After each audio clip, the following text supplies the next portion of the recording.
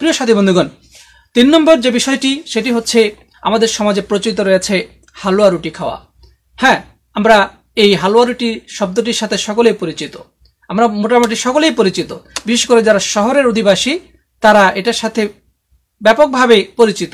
এই রাত্রে আমাদের সমাজে বিশেষ হালুয়া রুটির ব্যবস্থা করা হয়, মসজিদগুলোতে সিন্নি বিতরণ করা হয়, মসজিদগুলোতে হালুয়া রুটি পাঠানো হয়। এবং এমনকি শুধু তাই নয়, যেমন এই রাতকে কেন্দ্র করে মানুষ আলাদাভাবে স্পেশাল কিছু খাবার দাবারের ব্যবস্থা করে। যারা আমাদের দেশের প্রায় সকলেই মোটামুটি কম বেশি এই ব্যাপারে অবগত যে শবে বরাত উপলক্ষে যে অনেক মানুষ মানে ওই দিন গোস্ত খেতেই হবে, গোস্ত তাদেরকে কিনতেই হবে। টাকা যদি নাও থাকে তারপরও ধার করে হলেও ওই রাত্রে তারা গরুর গোস্ত বা ছাগলের গোস্ত কিনে নিয়ে এসে স্পেশাল ভাবে রান্না করে সেদিন তারা খাবে। তাদের বিশ্বাস এই রাত্রে যদি ভালো খাওয়া হয় তাহলে সারা বছর ভালো খাওয়া হবে, সারা বছর ভালো থাকবে। সাথী বন্ধুগণ, এটি যে একটা গুমরাহি, এটি যে একটা ভ্রষ্টতা, এই কথার মধ্যে কোনো সন্দেহ নেই। যারা ওই রাত্রে ভালো খেলো, খোঁজ নিয়ে দেখেন সারা বছর কি তারা ভালো খায়? কোরআন হাদিসে কোথায় বলা হয়েছে যে শবে বরাতের রাত্রে 14 তারিখ দিবাগত রাত্রে কেউ যদি ভালো খাওয়া দাওয়া করে, হ্যাঁ, এই রাত্রে যদি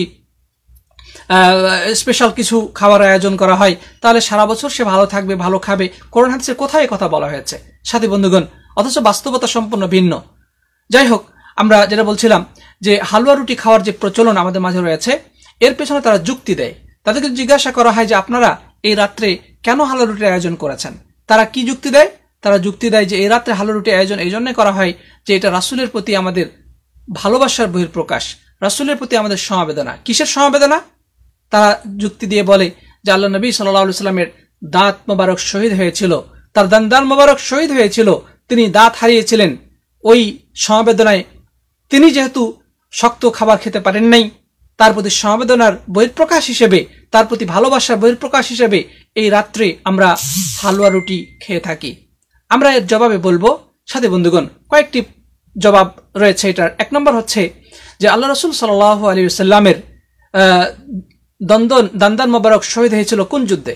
সেটা হচ্ছে উহুদ যুদ্ধে। উহুদের যুদ্ধ কত সনের কোন মাসে হয়েছিল? আপনি সিরাতে রাসূল করিম সাল্লাল্লাহু আলাইহি ওয়াসাল্লামের জীবনী পড়ে দেখুন, উহুদ যুদ্ধ কখনোই এই শাবান মাসে হয় নাই। এটা হয়েছিল কখন? রমজানের পরবর্তী মাস শাওয়াল মাসে। আর শাবান মাসটা হচ্ছে রমজানের আগের মাস।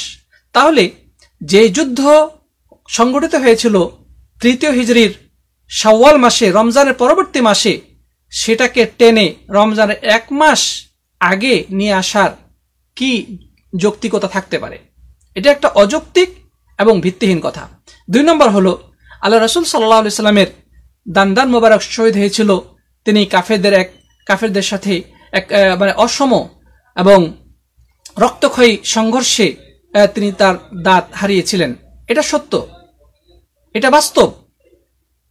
কিন্তু আজকে যারা এই হালুয়া রুটির পক্ষে যারা কথা বলে, তাদের বাস্তব জীবনটা মিলিয়ে দেখুন। আল্লাহ রাসূল সাল্লাল্লাহু আলাইহি ওয়াসাল্লাম জিহাদ করেছিলেন, বীরের মতো যুদ্ধ করেছিলেন।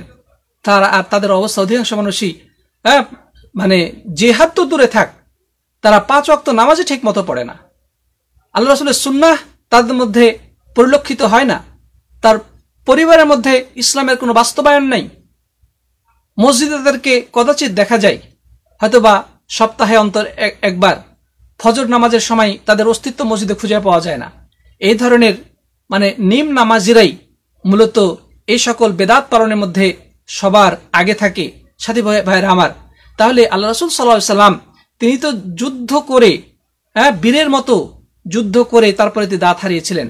তো আপনি যদি রাসূলের সুন্নাহকে ভালোবেসে থাকেন, রাসূল করিম সাল্লাল্লাহু আলাইহি ওয়াসাল্লামকে ভালোবেসে থাকেন এবং তার প্রতি আপনার মহব্বত থেকে থাকে, আপনার তো করণীয় হচ্ছে রাসূলের সুন্নাহকে আপনার প্র্যাকটিক্যাল লাইফে বাস্তবায়ন করা, রাসূলের জীবনী অধ্যয়ন করা এবং আল্লাহ রাসূলের দেখানো পথে চলা, বিদআত থেকে দূরে থাকা। বরং আপনি বিদআত করে বরং রাসূলের সাথে আপনি বেয়াদবি করলেন। আল্লাহ রাসূল আমাদেরকে যেহেতু এ রাতে হালুয়া রুটি খাওয়ার কোনো আদেশ করেন নাই বা সাহাবায়ে কেরাম কখনো এমনটি করেন নাই, সুতরাং আপনি ভালোবাসার নামে এক প্রকার ভণ্ডামি করছেন, আপনি রাসূলের সাথে আপনি বেয়াদবি করছেন। বিদআত করার মধ্যে রাসূল করিম সাল্লাল্লাহু আলাইহি ওয়াসাল্লামের বেয়াদবি রয়েছে, সুন্নতের মধ্যে রাসূলের প্রতি সম্মান রয়েছে। আপনি যদি রাসূলকে সম্মান দেখাতে চান তাহলে আপনার জন্য করণীয় হচ্ছে প্রিয় নবী সাল্লাল্লাহু আলাইহি ওয়াসাল্লামের প্রতি রাসূল করিম সাল্লাল্লাহু আলাইহি ওয়াসাল্লামের সুন্নাহকে বাস্তবায়ন করা, তার দেখানো নীতিতে আপনার জীবনকে পরিচালিত করা, আপনার বাস্তব জীবন, আপনার পারিবারিক জীবন, আপনার অর্থনীতি, আপনার জীবনের প্রত্যেকটি ক্ষেত্রকে রাসূল করিম সাল্লাল্লাহু আলাইহি ওয়াসাল্লামের সুন্নাহর আলোকে সাজিয়ে নেওয়া অপরিহার্য যদি আপনি রাসূল করিম সাল্লাল্লাহু আলাইহি ওয়াসাল্লামকে ভালোবাসতে চান। তাই তো আল্লাহ সুবহানাহু ওয়া তাআলা কোরআনে কারীমে আমাদেরকে বলেছেন, কুল ইন কুনতুম তুহিব্বুনাল্লাহ ফাত্তাবিউনি ইউহিব্বুকুমুল্লাহ ওয়া ইয়াগফির লাকুম যুনুবাকুম। আল্লাহ বলছেন যে হে নবী, আপনি বলে দিন যদি তোমরা আল্লাহকে ভালোবাসো তাহলে আমাকে অর্থাৎ প্রিয় নবী সাল্লাল্লাহু আলাইহি ওয়াসাল্লামকে অনুকরণ করো, তাহলে আল্লাহ তোমাদেরকে ভালোবাসবেন এবং তোমাদের গুনাহ খাতা মোচন করবেন।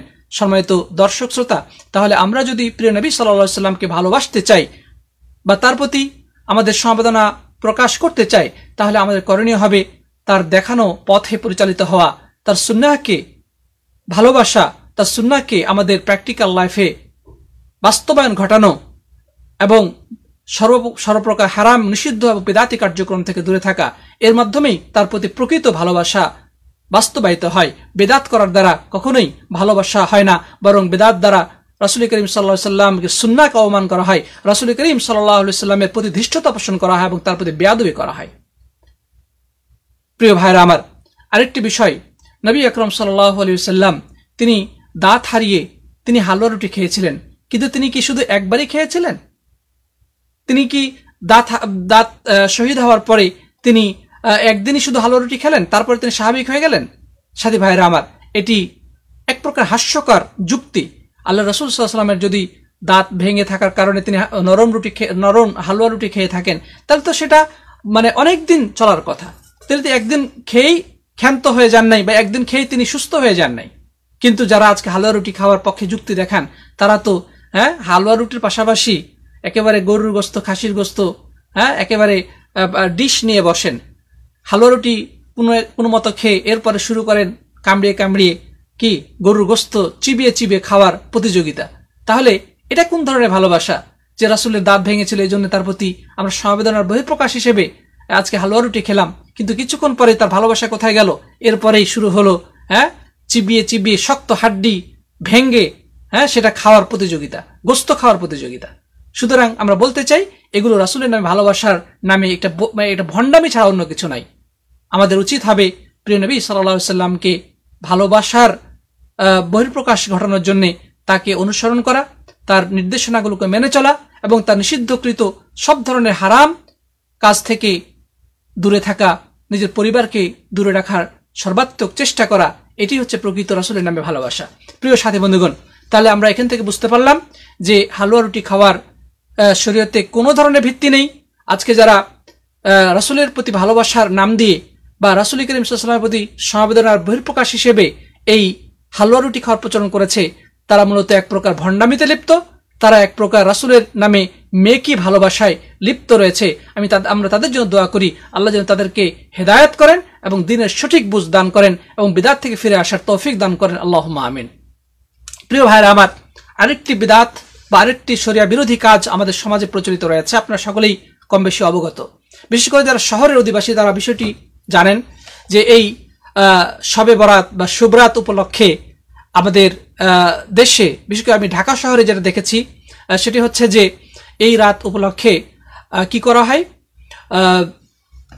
বিভিন্ন প্রকার মিষ্টান্ন, পাউরুটি, বাতাসা বা এই ধরনের নানা ধরনের মিষ্টান্ন দ্রব্য তৈরি করা হয় এবং সেগুলো মানে আশ্চর্যজনক হলো সত্য যে সেগুলো তৈরি করা হয় বিভিন্ন পশু পাখি বা কীট পতঙ্গের আকৃতিতে, যেমন সাপের আকৃতি অথবা মাছের আকৃতি অথবা অন্যান্য বিভিন্ন পশু পাখির আকৃতিতে এই সমস্ত মিষ্টান্ন তৈরি করা হয়। এবং দুর্ভাগ্য হলো সত্য যে এগুলো আমরা মুসলিমরা ইসলামের নামে করে চলেছি, আর যারা বিক্রি করতেছে তারা তো ব্যবসা করছে, আর যারা এগুলো ক্রয় করে নিয়ে আসছে তারা মূলত ইসলামের নাম দিয়ে করছে। প্রিয় ভাইরা আমার, একথা নতুন করে কি বলার দরকার আছে? ইসলামের দৃষ্টিতে ছবি, মূর্তি, প্রতিকৃতি তৈরি করা, নির্মাণ করা, বানানো, ক্রয় করা, সংরক্ষণ করা হারাম। আল্লাহ তাআলা তো আমাদের জন্য যে শরীয়ত দিয়েছে, শরীয়তের কোনো অনুমোদন নেই। আল্লাহ রাসূল সাল্লাল্লাহু আলাইহি ওয়াসাল্লাম তো দ্ব্যর্থহীন ভাষায় বলেছেন, ইন্না আশাদ্দান নাসি আযাবান ইয়াউমাল কিয়ামাতি আল মুসাফিরুন, যারা ছবি তৈরি করে তাদেরকে সবচেয়ে কঠিন শাস্তি প্রদান করা হবে কিয়ামতের দিন। অর্থাৎ কেউ যদি প্রাণীর ছবি তৈরি করে কিয়ামতের দিন তাদেরকে অবশ্যই কি করা হবে? কঠিন শাস্তি প্রদান করা হবে। তারপরে নবী আকরাম সাল্লাল্লাহু আলাইহি ওয়াসাল্লাম আরেক বলেছেন, লা তাজিদু তিমসালান ইল্লা তামাসতাহু, তুমি যদি কোনো প্রতিকৃতি পাও তাহলে সেটাকে তুমি কি করবে? মুছে ফেলবে। তাহলে আল্লাহ রাসূল সাল্লাল্লাহু আলাইহি ওয়াসাল্লাম এই সমস্ত মূর্তি, প্রতিকৃতি, ছবি এগুলোকে তিনি মুছে ফেলতে নির্দেশ দিয়েছেন, এগুলোকে তিনি ভেঙে ফেলার নির্দেশ প্রদান করেছেন। তাহলে একজন মুসলিম হিসেবে ইসলামের নামে, ধর্মের নামে এই যে মিষ্টান্নের মধ্যে মানে প্রাণীর ছবি অঙ্কন করা হলো, অথবা মানে প্রাণীর ছবির আকৃতিতে এই সমস্ত মিষ্টান্ন বা পাউরুটি তৈরি করা হলো, এটা কি প্রকারান্তরে মূর্তি পূজার শামিল নয়? সাথী বন্ধুগণ, নিঃসন্দেহে এটি দ্বীনের মধ্যে শুধু বেদাতি নয়, বরং এটা এক প্রকার অত্যন্ত গর্হিত শরীয়ত বিরোধী এবং হারাম কাজ, এবং এটি মুশরিকদের অন্ধ অনুকরণের একটি নামান্তর বলা যেতে পারে। কারণ হিন্দুরা যেভাবে মূর্তি তৈরি করে, মূর্তি পূজা করে, এটা তাদেরই একটা মানে ইসলামিক ভার্সন। মানে হিন্দুদের মূর্তি পূজাকে তারা ইসলামাইজড করে তারা আজকে শবে বরাতের নামে আমাদের সমাজে তারা ছড়িয়ে দিয়েছে। রাসূল করিম সাল্লাল্লাহু আলাইহি ওয়াসাল্লাম তাই তো দ্ব্যর্থহীন ভাষায় বলেছেন, মান তাশাব্বাহা বিকওমিন ফাহুয়া মিনহুম, যে ব্যক্তি অন্য কোনো ধর্মের মতাদর্শকে অনুসরণ করবে, তাদের সংস্কৃতি কালচারকে অনুসরণ করবে, সে তাদেরই দলভুক্ত হিসেবে গণ্য হবে। সাথী বন্ধুগণ, তাহলে আমরা এখান থেকে একথাই এই সারাংশতে বা এই একথাই আমরা উপনীত হতে পারি যে এই ধরনের শবে বরাতকে কেন্দ্র করে বিভিন্ন মিষ্টান্ন দ্রব্য বা পাউরুটিতে যে ছবি তৈরি করা হয়, মূর্তি তৈরি করা হয়, এটা সম্পূর্ণ হারাম কাজ, নাজায়েজ কাজ এবং অমুসলিমদের অন্ধ অনুকরণ ছাড়া অন্য কিছু নয়। এটি মূর্তি পূজার শামিল। সুতরাং আমি আহ্বান জানাবো, আসুন যাদের ভিতরে দ্বীনের জ্ঞান রয়েছে আমরা সচেতন হই, আমরা নিজেরা সচেতন হই, আমরা অন্যদেরকে সচেতন করি। আমরা সমাজে যা চলছে, সমাজে যে গড্ডালিকা প্রবাহ চলছে, সেটা যদি আমরা গা ভাসিয়ে দিই, তাহলে এই গড্ডালিকা প্রবাহ আমাদেরকে শেষ পর্যন্ত জাহান্নামের ভয়াবহ আযাবের মধ্যে নিপতিত করবে, আমাদেরকে ধ্বংসের শেষ প্রান্তে নিয়ে গিয়ে আমাদেরকে উপনীত করবে। তাই আমরা আসুন প্রিয় সাথী বন্ধুগণ, আমরা নিজেরা সচেতন হই। এ ব্যাপারে আমাদের বন্ধু বান্ধব, পাড়া প্রতিবেশী, আত্মীয় স্বজন, আমাদের সন্তান সন্ততি সবাইকে আমরা সচেতন করি। আল্লাহ সবাইকে তৌফিক দান করুন। আল্লাহুম্মা আমিন।